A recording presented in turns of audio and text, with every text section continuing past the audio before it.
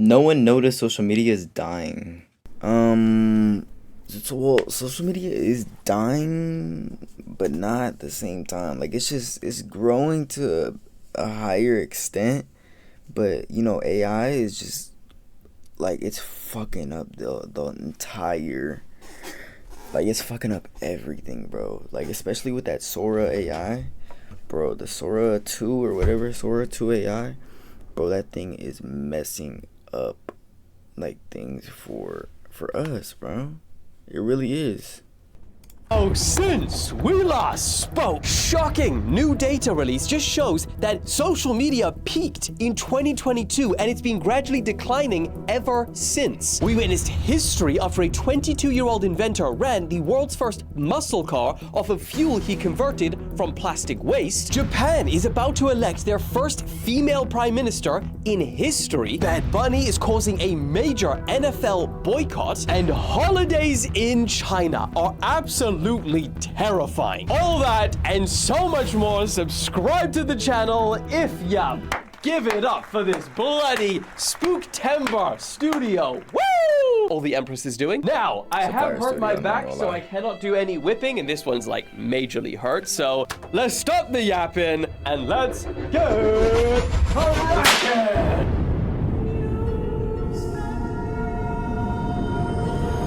And What if you can create your own website by saying, this is what I want? With Wix, you can. You're lucky I'm doing this video stood up. I was about to do this, the first ever sitting down video. That would be crazy. And I didn't. And I still got a whip in. So you're welcome. Okay, let's kick today off with a story that absolutely shocked me. I mean, no one is really talking about it, perhaps because no one's really noticed, but social media usage actually peaked in 2022, and it's been steadily declining ever since. And the thing is, I was actually planning to talk today about the Sora app and how over the past couple of days, all of these huge creators, I'm talking Mr. Beast.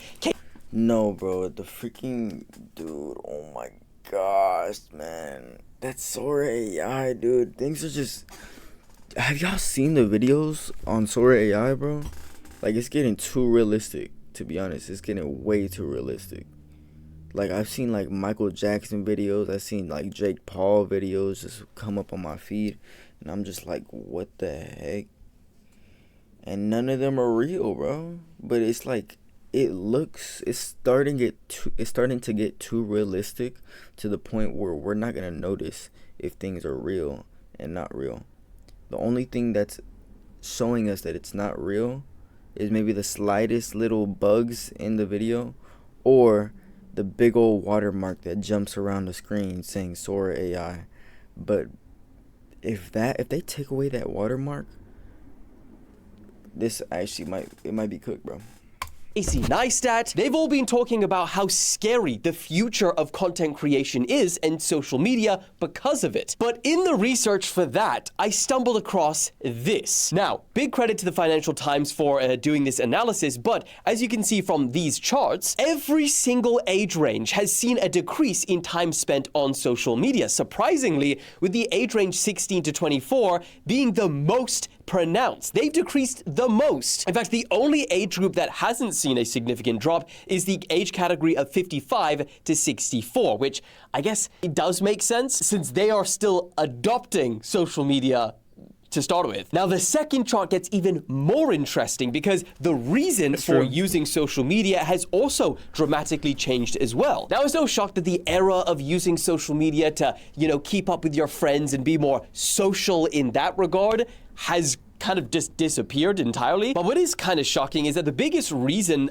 to go on social media for most people remains to keep up with celebrities, which actually also peaked in 2022 and has been declining as well. And I imagine those kind of things like keeping up with celebrity can fall into the category of like, what is the latest Mr. Beast upload? Like that, not like, what is Kim Kardashian doing today? Now, the category that has kept on rising is to fill spare time. Now, I think that one in particular is probably the most worrying and is the one that is worrying content creators like Mr. Beast, Casey Neistat and stuff, because if one of your main primary reasons to go on TikTok or to YouTube is just to fill spare time, you're much less concerned about watching an amazing work of art made by a master filmmaker. You're kind of just there to get a couple hits of dopamine, to have a few chuckles, and then just get back to what you were doing. I mean, it's like a not that deep. It's not that deep, bro, kind of scroll. And I think that's the difference between mindful scrolling and mindless scrolling. And as we can see by the data,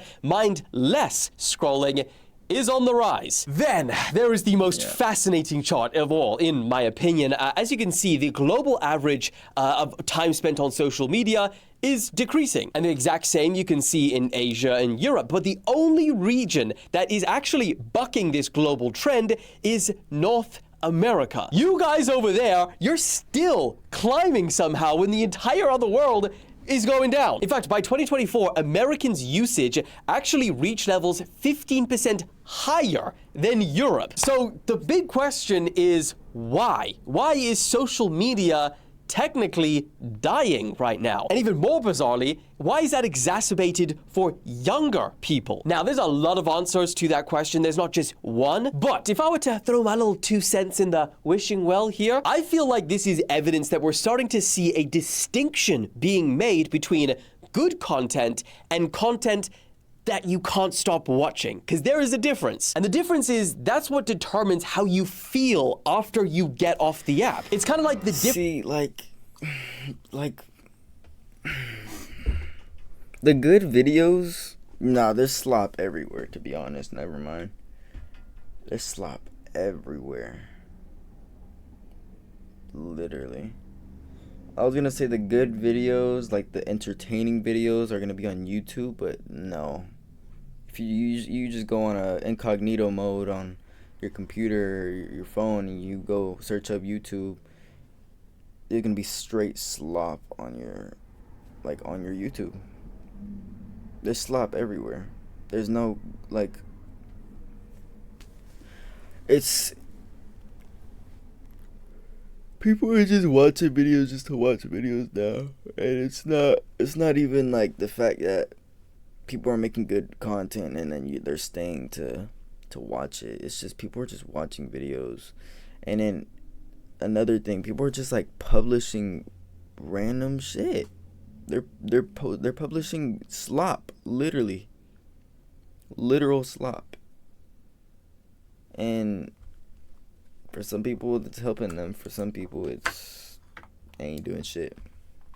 Difference in feeling you get after you binge eat unhealthy food out of addiction versus eating an unhealthy meal on the weekend because you know you've earned it. But the problem is the algorithms that run social media massively blur the lines between what's good content and addictive content. I mean, that's literally brain rot content, isn't it? I mean, no one's gonna say that brain rot content slop is good, but it's also very popular and addictive. But the problem is because the social media algorithms prioritize watch time, this in turn forces content creators to make content that keeps you watching over content that makes you feel something, that makes you think, that tells a meaningful story, that sends a powerful message, that helps you. Yeah, they're not giving stories anymore. People are just putting slop out. Like, it's not even entertaining. It's just like you said, it's just giving people a reason to watch it. Like, there's no entertainment in the video. It's just slop. It's pointless video. There's nothing that will, make you think about the video. Maybe think about your life choices on seeing the video, but not thinking about like, oh my god, this is a good video, like dang, or anything. Like, let me watch this again or anything. Let me leave a comment. I mean, you might leave a comment, but it's not gonna be a good comment. It's gonna be like, oh, what is this?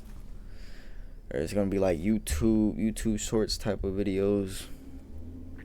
Like, people aren't making good content no more. It's just slop everywhere, man. learn something. And I mean, the list goes on. And I mean, the distinction between these two types of content has never been more clear to me than when Speed was getting a tour around Mr. Beast's studio. Now, Jimmy was showing him a bunch of these sets for an upcoming video, and one of them was this ceiling and the walls. They were filled with spikes. As the video starts, they slowly start coming in. And this is all while it's closing in, where the contestants are trying to figure out a puzzle. And when Mr. Beast explained the whole reason for doing this, he said this. Yeah, this is the intro shot. It's gonna be crazy. Because like, you click on a video, spikes are instantly coming down, people are solving puzzles. How do you stop watching? It's so cool. Right. Yeah. Classic. Yeah. Classic Mr. B. And when I heard that, it just suddenly hit me all of a sudden. It was like, his main thing was, how do you keep people watching once they're on? Not what amazing story or, you know, video do I want to create? And I'm not saying that Mr. Beast content isn't good. You guys know. Yeah, Mr. Beast content is like this top tier. He's literally the king of YouTube. There's no stopping him. He's the best there could be. But YouTube went from like telling stories, watching great videos, and just not worrying about like 3 seconds. If a video is boring in 3 seconds, you're just gonna click off. Like, people's attention span just went like to the ground, bro. Like, now it's people's attention spans are less than a goldfish. You literally need your first like 3 seconds of a video to be entertaining, or else people are gonna skip off. Literally, that's it. So you need to just give them high energy or high, like, something to keep them watching. And it's just, you know, it's not about that anymore. Glaze Mr. Beast a lot. But I think a lot of people are questioning the future of social media, especially right now when apps like Sora are just flooding the internet with this crazy content that we're all like, what the hell? Park now! I'm sorry, officer. I just... Don't move! Latch is locked! Open it right now! Love Roblox? Bro, oh my god, these ads. Officer, I just... Don't move! Latch is locked! Open it right now! He's still southbound, weaving through traffic, 88 miles an hour. Out of the way! Mamma mia! I think it's going to start to matter a lot more about how people feel when watching the content, rather than just people watching the content. And I think if it's just addictive watching because you can't stop, then you're going to see trends like this continue. Anyway, sorry, I should probably cut this one off sooner rather than later. This is supposed to be a Monday rapid fire.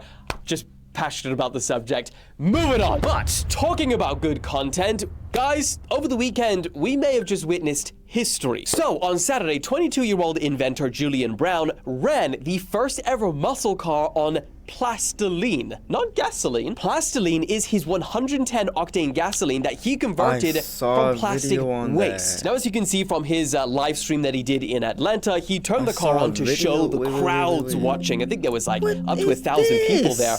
I saw a video on that. He actually did that? I thought it was just like a video, like a joke video that he was doing. Because the way that short that I watched, it didn't seem like a real video. Or like a real like idea that he did. But that's actually crazy. Turning plastic into fuel. And sure enough, it couldn't start. Then he proceeded to fill it with a canister of plastiline, press the button, and boy, it started, and the rest is history. Now, to be clear to everyone that I know is rushing into the comments right now, Julian Brown didn't invent pyrolysis. Converting plastic to fuel is a well-established process that has been around for decades. But what Julian Brown did invent is the world's first ever continuous solar microwave pyrolysis reactor. That is a world's first. And this reactor fundamentally changes how renewable and expensive this process of pyrolysis is. And what needs to be stressed even more than just that is that he did all of this without the backing of large corporations, and he was able to do this all by himself in the backyard with a box of scraps. With a box of scraps! Now, he says that the reason for doing all of this is to send a message to the world that people are no longer gonna wait for big corporations or big government to do what needs to be done. We are done. It does not matter. We're not gonna wait on some big corporation, some big government to do what needs to be done. If we need to do it ourselves, we would do it ourselves because this is our world. In fact, in May, he got his plastic diesel scientifically tested and it passed with flying colors. In fact, the lab even said that Julian's diesel released better emissions than regular diesel. I thought it was surprisingly well distilled. I thought it was surprisingly clean as well for plastic. And it blew my mind that plastic could be redistilled into diesel. Now, he says his ultimate end goal is to get this into the world and where it needs to be.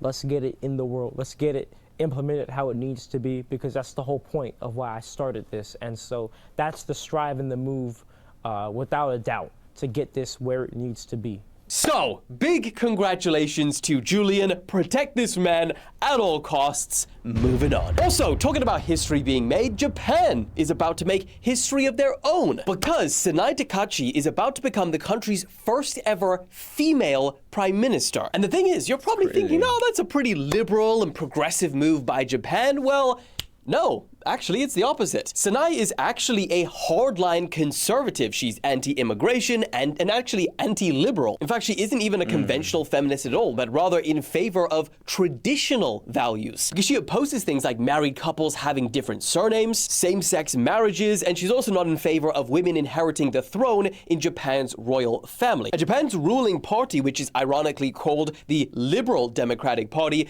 they elected her as their next leader, and that's a move to actually attract more conservative voters. And while she hasn't been technically voted in as prime minister yet, her party is the biggest in Japan's more powerful lower chamber, meaning she's by far in the lead to be elected when lawmakers make a vote later this month. But why this is so significant is because, I mean, kind of like we're seeing all over the world right now, political parties in Japan are now also leaning more to the right to secure the votes and the power that is needed to be in government. And it just highlights how so many countries are leaning more to conservative values and conservative politics right now. But the question is, what do you guys think? Is she what Japan needs right now, or the complete opposite? Let me know your thoughts. Moving on. Also, staying in Asia, I don't know if you guys have seen this, but oh my lord, China holidays are terrifying. Now, the country is currently having their Golden Week national holiday, which spans a massive 8 days. But when your country has a light population of 1.4 billion people,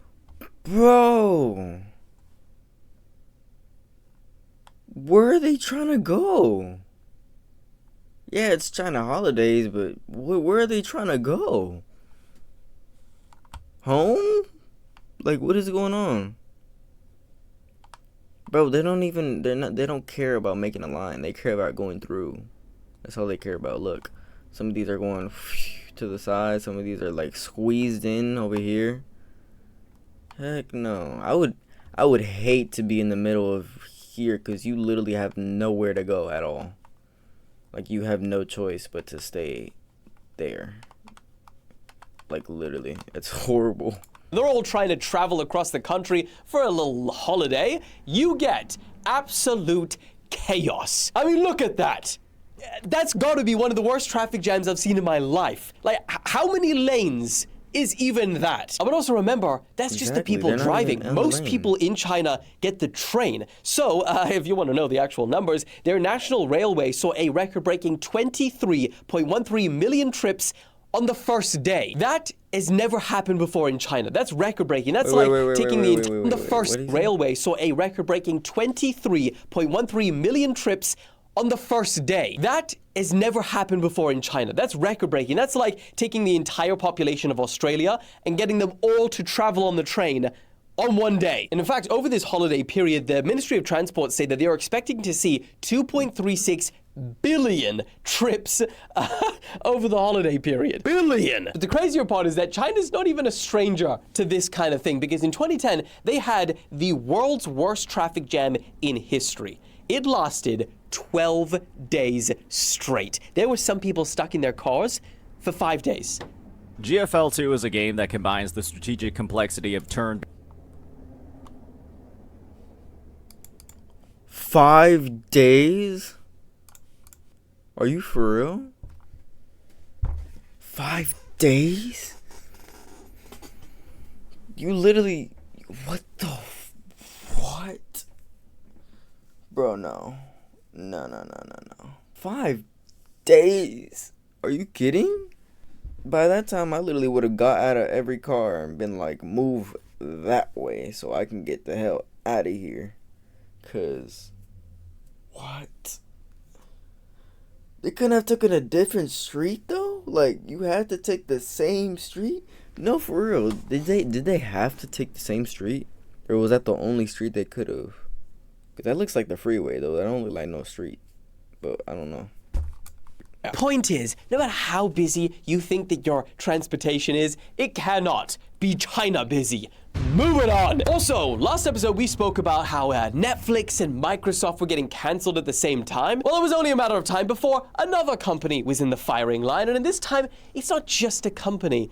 It's kind of an entire sport. Thousands of people are now trying to boycott the NFL. I guess that's kind of a company, but also a sport, because of an announcement that they made that Bad Bunny will be performing the halftime show at the Super Bowl. Which, hearing that, you might think, I saw that all over my feed, and people were like, it's half and half. So people are like just saying like, oh, they shouldn't have this Puerto Rican person be performing at the Super Bowl. Because he's Spanish. Like, why? He's a Spanish speaker. What does that have to do with anything? Just because he doesn't speak English? He's still American. So what's the problem? There's literally no problem. I don't know why people were having a problem with that. Jay-Z's doing the right move.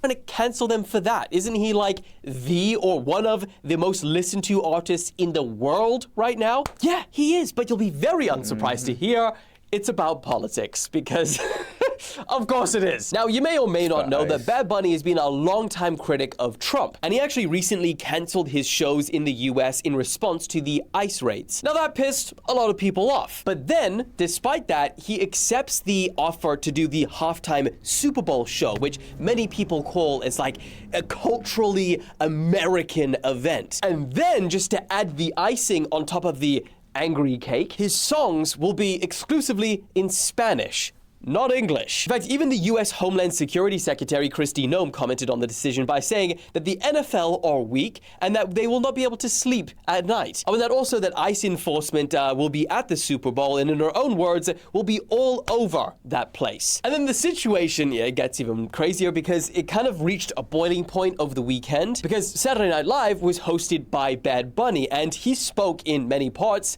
in Spanish, proudly. He also said things like NFL fans have 4 months to learn Spanish. If you didn't understand what I just said, you have 4 months to learn. And that everyone is happy about this decision, that he will perform, even Fox News. And then he proceeded to cut a clip of Fox News. I mean, personally, I don't listen to Bad Bunny. I mean, I think his music is great.